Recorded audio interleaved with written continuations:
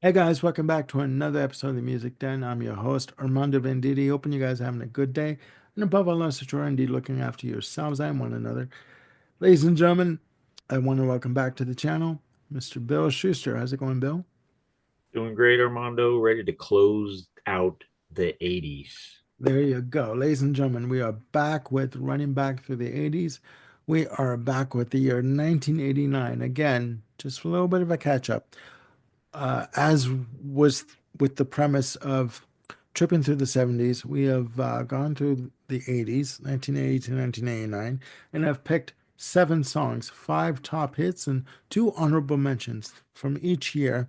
Songs that we feel were five of the best songs that we heard from that year, particular year, and two honorable mentions. And again, we're hoping that in watching this and talking about these songs, that maybe they would bring back some memories for you as they did for us. Because I have not teared up more than Yeah. these shows than ever in life. Um, Yeah, there's been but a lot of those a lot of throughout memories, this and 70s and 80s series, both. yeah, and I've been babbling like a baby, and I've tried not to, but you know what? It just doesn't always work out like that. So, without further ado, I will pass the virtual mic over to Bill, and he'll give you his number five pick for the year of 1989. Thank you, sir. That's the power of music. It is supposed to move you in some way, and whether it's an ass shaker, as you like to say, making you move your body, or whether it makes you think, or whether it makes you happy or sad or any other emotion. Yeah, if it moves you in some way, that's a success. Yeah. All right. My first pick, it's hard to believe this is my first mention of this artist, one of the biggest superstars of the 80s and the 90s. She started out the 2000s looking like she might continue that run, but then she kind of fell off a cliff. It's Madonna, probably at her commercial, maybe even artistic peak with Like a Prayer. Woo! The song alone is something. And when you add the video on top, oh my God, the controversy that came with this, Oh my God, yeah. Yeah. wow, the Black Jesus, the whole, the stigmata, the whole, wow, there's just so much. I'm not going to get into all the details. It's more about the song than the video, Yeah. but yeah, this was Madonna at her controversial best. So the song was great. Of course, Patrick Leonard was behind the boards here, as Yeah. he often was. Just a little quick side note: Patrick Leonard's partner in the band Toy Matinee, Kevin Gilbert, uh, who also played some on some of the Madonna stuff in this area, particularly on the Dick Tracy soundtrack. I'm Breathless, if I recall correctly. And who was also a founding member of Tuesday Night Music Club and Cheryl Crow's boyfriend at the time. Kevin later on did some songs about, well, talked about Madonna and did a song called Smash, or Certifiable Number One Smash, which very clearly referenced this video and got a lot of humor out of it, shall we say. Took the piss out of Madonna and her over the top statements, and out of her Brits and the whole big video design and everything. So I'd highly recommend anyone interested to search that out if you dig this song and you want to see someone take a different angle on it. What's it But called now that again? I've gone down, what's that? Sorry, what's it called again? Kevin Gilbert is the artist, and the Yeah. song will either be under the title of Smash or Certifiable Number One Smash. Okay. Okay. Yeah. Um, I was going to say, if you're easily offended, beware some of the lyrics, but well, if you're easily offended, you're probably not watching the video for Like a Prayer. So, Exactly. but Exactly. yeah, this was so over the top, uh, and it worked. This was Madonna fully embracing her superstar Yeah. status. Oh yeah, definitely. This she was getting so serious, taking it to the next level here, really reaching artistically. Hmm. And it worked, obviously. I mean, critically and commercially, and it Yeah, still stands up. It's a great song. I love the gospel choirs and everything. I yeah. mean, yeah, like a prayer by Madonna is my well-deserved number five. Good choice. Good choice. My number five is a one-hit wonder. The band is called When in Rome, and the song is called The Promise. Um, a synth pop duo, and I don't know much about the song. I do know that the song has a beautiful melody. Keep saying medley, melody, and beautiful lyrics. And he's basically saying in the song, if you need a friend, if you need somebody, I'm here for you. I promise you, I will not leave you. No matter what happens, no matter what you do, I will be there for you. I will be with you to the end. This was I guess, one of their biggest hit, or one of their only hit in North America. I do believe they would go on to have some hits in England as well, like in the UK. But The Promise from When in Rome uh, was their only hit in North America that I know of. So it's, yeah, the When in Rome with The Promise. All right. This is my little admission here of the problems of having too many CDs, records, cassettes, whatever. Hmm. I have a series of 80s compilations that I've had that came out in the 90s, mind you. And that is one of the songs on one of them. And I Hmm. cannot tell you what that song sounds like. It's been so long since I've listened to it. I think I kind of picked through the songs that I knew off those compilations. Yeah, So now I'm going to have to dig that up and actually listen to the song yeah. because I don't remember it, but now you got me intrigued. So, Oh, that's my job, isn't and I it? already conveniently have a copy of it. So, There you go. There you go. No, no, no. It's a good track. It's very emotional.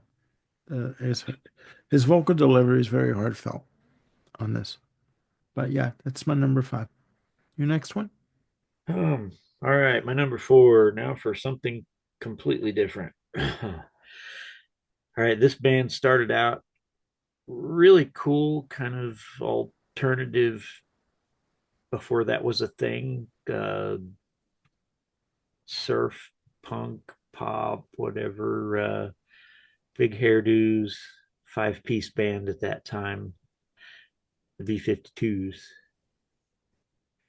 Um, Sadly, one of the members died of AIDS. Guitarist. Yeah. Yeah, and they became a four-piece, but they had their biggest commercial success at that point. And of course, the song that took them there was Love Shack. Um, I really dig the early B-52 stuff. It's a lot of fun. It's a whole different thing. But Love Shack, my God, this deserved to be the huge hit that it was. This is so fun, and it's another one of those songs that was on every dance floor forever. Yeah. And everybody got out there and just it's pure joy. This is just goofy.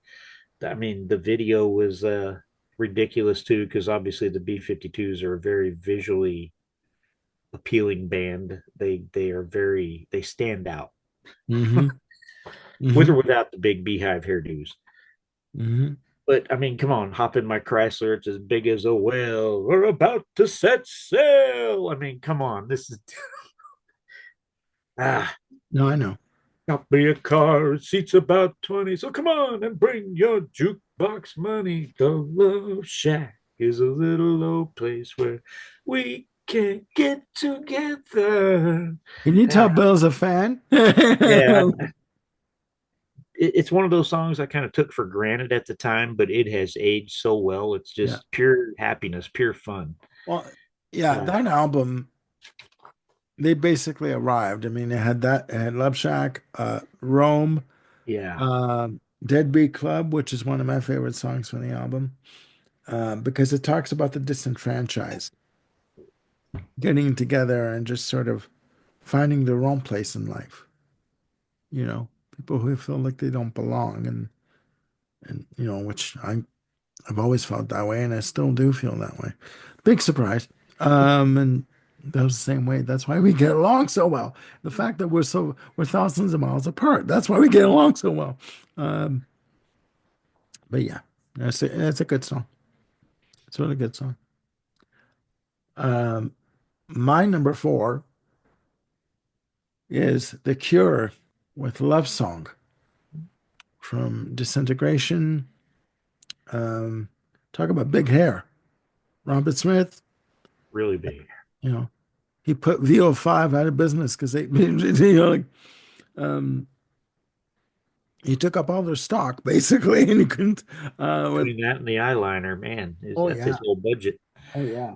Um, this song basically, I mean, the whole album, Disintegration, over 70 minutes long, like 71 and change, 12 tracks, but Love Song, heavy bass content on this track, very prominent bass, heavy drums on this, but if it fits into the melancholy of the album, where he's basically saying, when I'm with you, I'm whole again. I feel I belong again. I will always love you. Right. And of course, the guitars come in, the melody on with the guitars that come in on the chorus.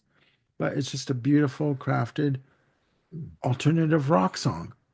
Um, the album overall is my favorite uh, Cure album. But yeah, I just think it's a fantastic piece of work. Very heartfelt. Um, and the Cure at this point could do no wrong. They had a big hit with the album Kiss Me, Kiss Me, Kiss Me, which was a double album from '87 with Hot, Hot, Hot, on it. And Why Can't I Be You? But this album saw them go into more of a darker direction, more goth kind of a feel. But you can't, again, argue with a good song is a good song. So that's my number four. Now, my son Neil, who's been on the channel a couple of times, he's mainly a screaming metal fan, but he loves this album. So there you go. This Yeah, unites people from many perspectives. yeah. I'm gonna flash back to No Flash, but it's a family show. I'm gonna flash back to 1987. Remember when I was talking about an iconic piano intro for my Okay, number yeah. one song of that year? Remember who did that? It Bruce was Bruce Springsteen. Springsteen. Well, he also does the iconic piano intro for Don Henley Into the Innocence title track, Hmm. which Bruce, of course, co-wrote. Yeah, this was the first big hit off of Don Henley's most successful solo album. Yeah, in the Innocence. Yeah, yeah, Yeah, and again, lyrically, this is another one of those we're getting into. It's an interesting mix of both personal and political lyrics that yeah, yeah, Don really intertwines so well sometimes. He yeah. did a similar thing with All She Wants to Do Is Dance, among other things. But yeah, for those of us who remember these years and were Yeah. politically engaged, we knew who the tired old man, the elected king, was. And Yeah. at the risk of alienating half the channel, I never liked that son of a bitch at all. So I'm glad that the king finally was, and I'll just leave that there. Musically, though, this was cut from the same cloth as Bruce's solo stuff, frankly, or stuff with the Yeah. range, Yeah. and it worked really well. It's not even my favorite song on the album. I think "Heart of the Matter" will always be my favorite, but this was the big hit. Surprisingly, "Heart of the Matter" and "Last Worthless Evening" only made it to 21 on the charts, Yeah. and New York Minute only made it to like number 48. Those blew And my I mind. don't get that. I don't get, oh my God. Yeah, I don't I get thought that. they were all massive hits, but Oh my apparently not. God. Yeah. Yeah. So yeah, this was the only one that was available, but that's okay because I do love this song. It was a great opening salvo to give you an idea what Don Henley was getting up to since his last album and a Yeah, few years prior, building the perfect beast. And yeah, yeah, mostly this whole album still stands up well. There's a few dated parts that maybe aren't quite up to par, but generally speaking, though, it's really brilliant. yeah, So, End of the Innocence. Let your hair spill all around me. Offer up your best defense. This is the end of the innocence. yeah. Yeah, one of Don's best. Yeah, no, I agree. I agree. My number three is Don Henley with End of the Innocence. And again, everything that Bill said, and I mean, we did not we did not check with each other on our lists at all. Fantastic track, and it brings me back to a time of innocence. You know, but that one lyric, I think it goes with lawyers cleaning up small details because daddy had to lie. It's Yeah, like, oh God, he delivers an emotional vocal without going over the top with this track. And again, Bruce Hornsby's piano is legendary. You know it's Bruce Hornsby instant. doing those piano chords. You know it's him without even knowing it's him. It's a well-crafted uh, track, politically tinged, but emotionally delivered. Uh, and that's my number three. Not How many albums can you say featured guest appearances by both Bruce Hornsby and Axl Rose? many, Yeah.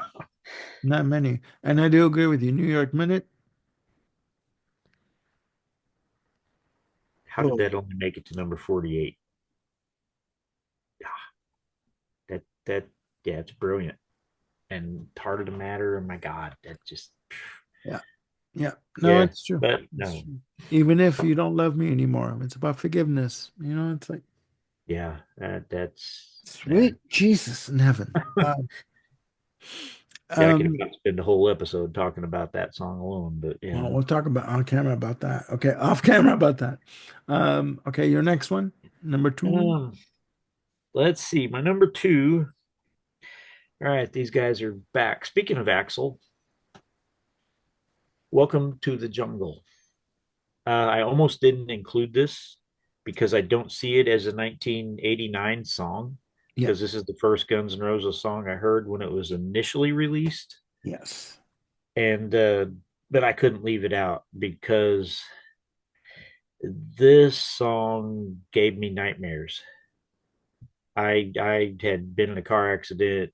Long story short, I'd come back from Colorado to stay with family in Illinois while I was healing, and I was had my arm in a sling, basically watching videos, and on came Welcome to the Jungle. Let's say while I was in Colorado, I had some, shall we say, bad habits and bad relations with some of the people I was hanging out with, so not so Okay, savory crowd, and so when I saw this video, uh,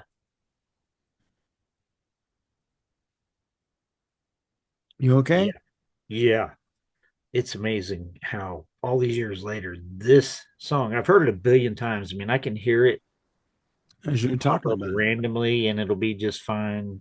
Hey, cool, there's Welcome to the Jungle. I'll get Yeah, yeah, into it. But when I really think about it, it's like that first time it takes me back to seeing that video and yeah, hearing the song, and it was like, what the hell is this? Why is this guy talking to me like this? Why is he calling me out? Why yeah. Certain songs are triggers for people, and that oh song's a yeah. trigger for you. When he said uh, you're in the jungle, baby, you're gonna die. On the breakdown. Yeah, that hit me hard. And I had Yeah. nightmares, literally. Uh, Okay, I'm sorry and about that. I kind of got my shit together after that in a lot of ways. I get that. I'll just leave it at that without getting into too many personal details. But yeah, so at any This rate, channel, it's personal, just, sure. oh Okay, yeah, I maybe. mean, Yeah, no, I get it. So yeah, that's why it's so high on my list. And even though this is not the proper year for it, really, it was a hit in this year. So Yeah, it was because it was also featured in a Clint Eastwood movie called Deadpool.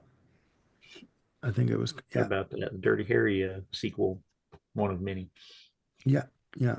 I believe it was called Deadpool. He played a cop where he was chasing this killer, and yeah, and it was featured on it. And yeah, oh, it's a good one. It's a good one. My number two, ladies and gentlemen, is Fine Young Cannibals with Don't Look Back. You were gonna say you were thinking of She Drives Me Crazy, but no, Yeah, or Don't Look even Good Back. Thing. A good thing. You my good thing. Woo, whatever I don't know. Don't Look Back is I think it was the third single from the album, The Raw and the Cooked, and it's a good pop track, just really catchy melody, catchy beat and rhythm. And it's basically talking about the ending of a relationship. And he's saying, you know what? We need to move on. Baby, don't look back. It won't do no good. We need to move on from where we are. We're not good for one another. And I need to, uh, he's basically saying, do I want to live my life in a place like this? Which is part of one of the lyrics on the album. And to me, he's saying, we have to move on from where we are. And if it's separate, then it's separate. But don't look back. It won't do no good. You're just going to hurt yourself. And it's just catchy. It's melodic. It's only like 3 minutes and change, but Roland Gift delivered a powerful vocal to it. Um, and yeah, it's a good song. Don't look back, my number two. It's kind of wild how big those guys were for this album. Like just boom out of the blue, they became these big stars, and then it was like they just disappeared. They were Nobody done. heard Yeah, them they were again. done. Yeah, they were done. All right. Your next one? My number one. Well, if Welcome to the Jungle got me choked up, wish me a hell of a lot of luck getting through this one. You gonna be all right? Let's find out. Um, well, once again, I didn't pick a Genesis song, but I did pick a Mike Rutherford song, Mike and Mechanics with The Living Years. Okay. All right. That's what I thought. Okay. If you can get through this damn song without getting choked up at some point, you're more fucking emotional stoned than I am. Okay. I mean, my God, this song was built to push people's buttons. Yeah. It has an important message. It's too late. When we die to agree, we don't see eye to eye. Yeah, uh, I get love it. love the people in your life while you can, I get it. because And they're not going to be here forever. You're not going to be here forever. yeah, And that line about every generation blames the one before. I don't know, but that's a good line. But the one about hearing his father and his baby's newborn tears. Yeah, yeah, yeah, yeah, yeah, See, my parents are still alive too, and this fucking song's getting me. yeah. Well, my parents are not, so I get it. But that tells you. I mean, the song does what it was designed to do. It Yeah, gets into. I mean, this is like Harry Chapin was still alive, and he decided, you know what, Cats in the Cradle wasn't enough. yeah. I'm gonna come How at you about we with do this one. this? You thought that was emotional? How about this one, motherfucker? Yeah. So yeah, Yeah, I get it. I get it damn. 100%. Yeah, I get it because to me, this is Mike Rutherford talking about his father. And that's the thing. It doesn't even have to be about a specific relationship. Yeah. It's again the core message. Love Like, each other while you can, while you're here. Say it loud, say it clear. We can Yeah, listen as well as we hear. Oh my God. yeah. It's so yeah. This Ooh. Yeah. it had me tearing up going through the song yesterday. I knew it had to be Yeah. number one Yeah, because I get it. I get it. this fucking song owns me apparently. You're its bitch. So if anybody in the audience by now hasn't realized, we as we have said, we let these songs get to us Yeah, because, well, I mean, what's the point if music doesn't move you in some way? exactly. I, Exactly. Well, I'm willing to bet a lot of people can relate to this. And if you go on YouTube and look up the official video for this, God help you reading the comments. Good luck getting out dry eyed I because know. they tell their stories, their personal stories, and it's worse than the song. I get it. I get it Brutal. 100%. Okay. From a tearjerker to an ass shaker. Good. My number one song for 1989 is Madonna, Express Yourself. The Shep, let me rephrase that, Robert Shep Pettibone extended club mix, Booyaka, which, if you listen to watch the video, that's a Shep Pettibone remix. Shep Pettibone did a single remix for, I guess, it wasn't released in North America, but it was a single remix for a certain territory. And she liked it so much, she used it for the video that came out. And to me, this song is about empowering yourself. She's talking about women, but it's for anybody out there. Don't go for second best, baby. You know, put your love to the test.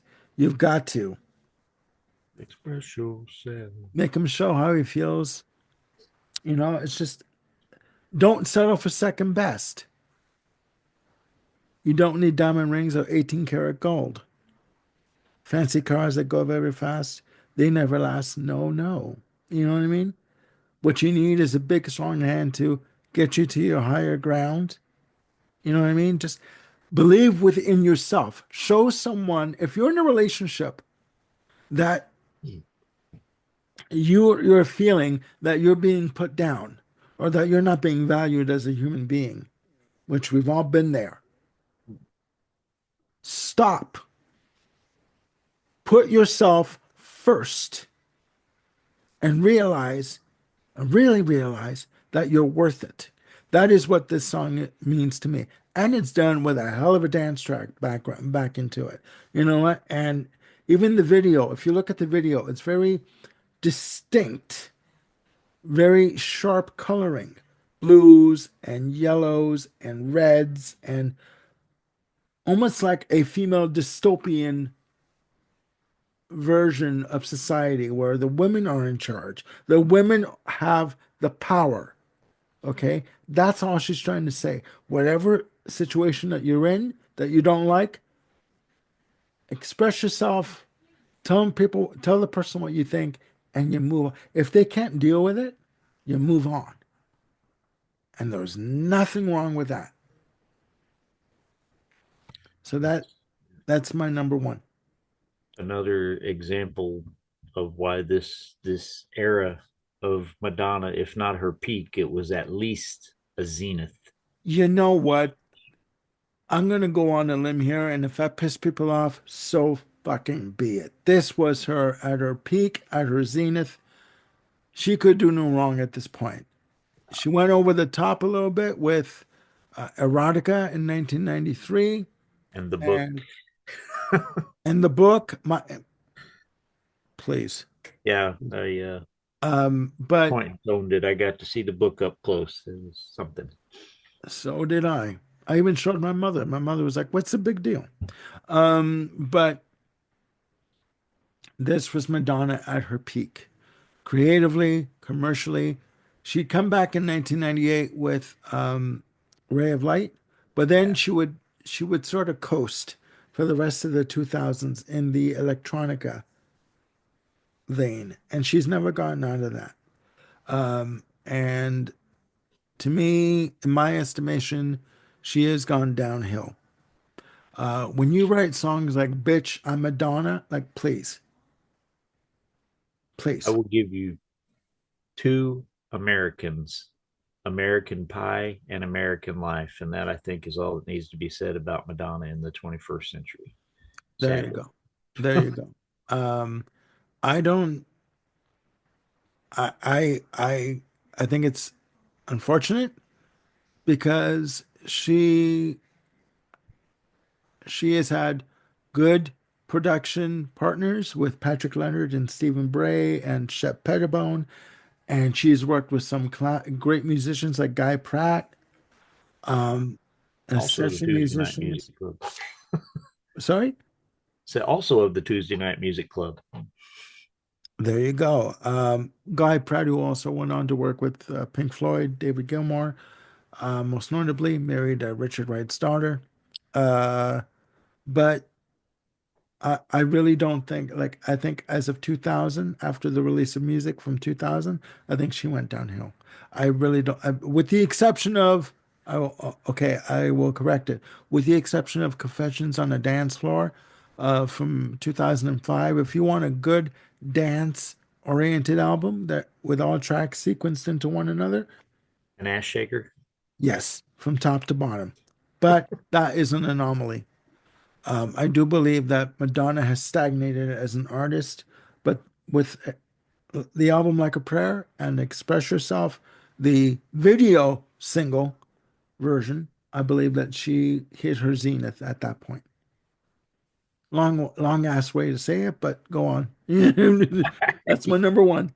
Your first honorable mentions, kind sir. All right. Well, talking about express yourself being essentially someone talking about how you should be able to move on if someone won't let you be you and this song is about someone who can't move on. This one kind of surprised me that it popped up here, but for some reason, this song has continued to resonate with me. At a time when I was much younger, when this came out, I had a crush on a coworker way back when, and Ooh, how but sorted. yeah, I mean, it never came to anything, and it's probably a good thing that it didn't, because we would have been, a total clash, oil and water. But at any rate, the song though somehow managed to hit me at the time, and I've always liked it since. And it's "My Heart Can't Tell You No" by Rod Stewart. Okay. And if you listen to the lyrics of this, this is about someone who is in a relationship with someone who loves someone else. It's a love triangle, but this guy, Rod's narrator, it's like, even though I try to convince myself this time I won't lose control. Yeah. Yeah. Yeah. Yeah. One My look heart in those can tell you bad no. eyes, my heart can't tell you no. Yeah, he keeps coming back. It's like self-esteem by the Offspring, Yeah. done in a less funny and rocking way. Yeah. An annoying way. So I mean, All right. Well, that's a different story. I like that song quite a bit, but okay. that's a whole other, yeah, Yeah, off-camera that's a thing. whole other killer fish. I won't hold it against you. Go Oh, on. I mean, go on there. but yeah, I know There. Rod. This is I believe I mentioned Rod in our very first episode that we did for 1970 with Maggie May. So this is my second mention of Rod 19 years later. Yeah. And you He's think had a he'd lot be of on the great stuff. list before then, but before now, but Yeah, so this one, is it on the same level as something like Maggie May? Maybe so, maybe not, but it means something to me. It still moves me, if not quite in the same way as when I was nothing much younger. I wrong. still just think it's a well done, touching song. It's sad. Yeah. It's even if I don't necessarily share the experience, it's vicariously it's a moving song. I Okay. feel sorry for this guy that he just can't move on and let go. Hmm. And Rod's a great singer. He always has been. So I he get it. absolutely kills the vocal. So yeah, I my get it. heart can't tell you no, Rod Stewart. That's a good one. My first honorable mention for 1989 is Alice Cooper with Poison. Um, no hidden messages. This is just a good rock track, a good in your face rock track. Your poison running through my veins. Um, and I like the fact that the chorus, the vocals on the chorus, on the background vocals on the chorus go over the top, like they, sort of like the high harmony vocal that comes in. Um, no hidden messages, no hidden, like oh, like the guitar passage in the second verse over the bridge or in the bridge. No, no, no. It's just a great ass-kicking rock track. This was sort of seen as his sort of return. Um, I believe the album was Trash. Um, and I believe released through Epic Records, Sony. Yeah, Poison, my first honorable mention. My God, I'm consistent. Go on. Yeah, that is probably to this day pretty controversial in the Alice Cooper fan base. Yeah, I mean, your for some people, poison that's running the through my only Alice veins. they know, or it was at least the first Alice song they knew because it was his first big hit in a Yeah, long time. yeah. So for the hair metal crowd, the teens that time, if they weren't familiar with his previous career, this is their Alice Cooper. Yeah, because they would say, "Oh, that's the best thing I've ever heard," and the staunch fans, no, you're full of shit. Listen to this, they here try Billion Dollar Babies or Yeah, Welcome to try My Welcome to My Nightmare. Nightmare. Yeah, killer. I mean, Like you think that's good? Try Halo of Flies. What are you talking yeah, about? So it's like, yeah, I get it. Steven. Yeah, okay. Oh, But Steven. yeah, but Poison, yeah, Oh, yeah. yeah, Excuse me. it's a good song. I enjoyed it on the radio. It sounded good at the time. Yeah. Would it make my top 20 Alice Cooper songs? No. No, but Do I like it? Yes. it's an honorable mention. That's Um, why it's an HM exactly. instead of a top five. So your last one? My last one, it's another one. Doesn't necessarily have any deep personal connection or meaning to it, but I just always thought it was an absolutely really cool song. My ex was a big Lita Ford fan. And so when we were together, we had all of Lita Ford's albums on cassette, including the early stuff post Runaways before she actually had any hits. Oh, with RCA? Okay. Yeah. But she did have hits here. I'm not talking about Kiss Me Deadly, which I do like a lot. I I'm didn't think talking you about would. Close My Eyes Forever with Ozzy Osbourne. Uh-huh. Now, Okay. as a big Black Sabbath fan, I've always been on the Tony Iommi train. I've always preferred the stuff that Tony did continuing Sabbath over Ozzy's solo material. Yeah. But this is freaking great. I love this song. It's just so spooky and cool. It's that over the top, the gothic metal dark lyrics, but Yeah. it's a really pretty song. I mean, the way it's recorded and the way it's sung, and Ozzy's unique vocal style works well to contrast with Lita's more straightforward singing. Hmm. And a little tidbit around this era, I do believe that Tony Iommi and Lita Ford were still a couple. Yeah.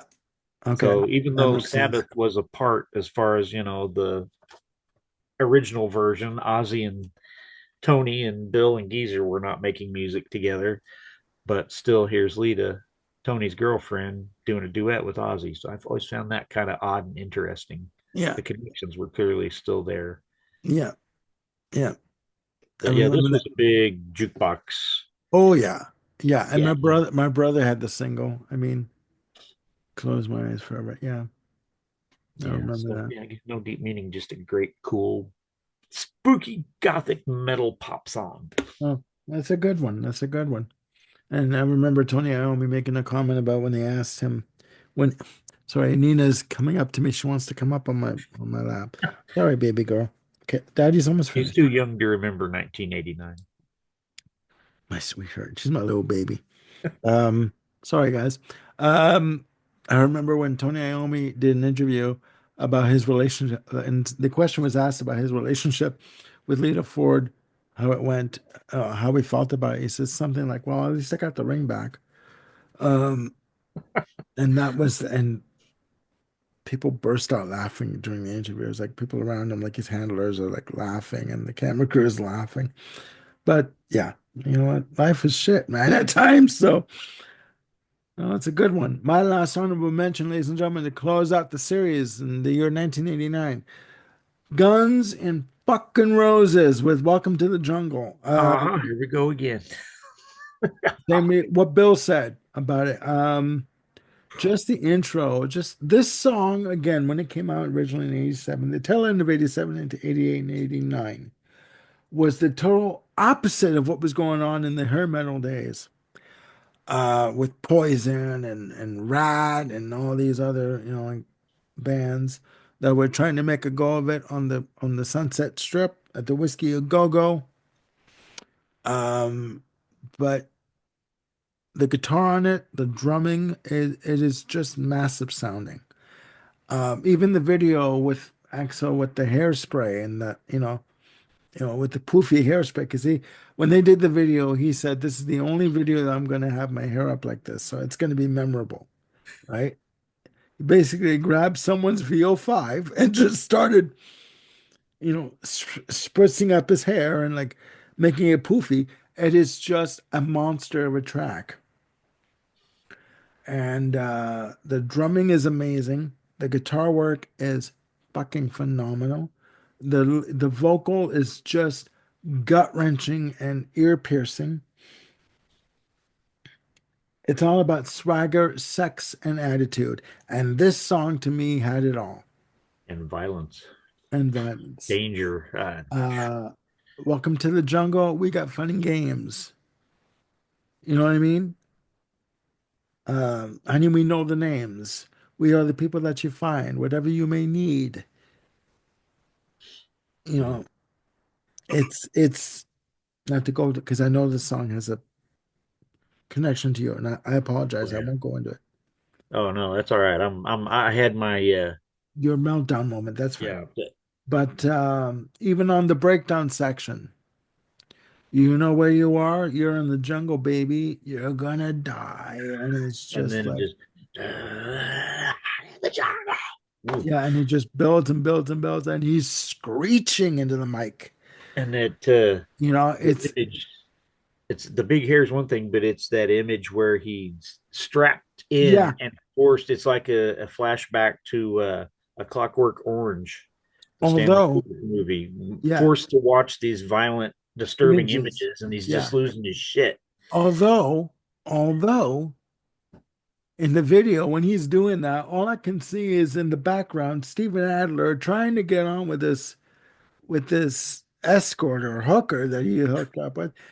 He's licking her shoulder, he's running his hands down her arms and trying to get her interested. And she's just, please. And she's just watching the video. She's watching the TV what Axel's watching. I thought that was like a total opposite of what the character was experiencing with, being forced to watch that video, right? There's total chaos going on around him, right? I just think that this song had swagger, it had attitude, it had sex, and it's a kick-ass song Oh, still, still to this day, and it's still played on K97 Classic Rock Radio here in Edmonton. Okay, so there you have it. You know, last honorable mention, GNR. Welcome when to you're the high, you never want to come down, but we have to, folks, because the 80s are over. exactly, exactly.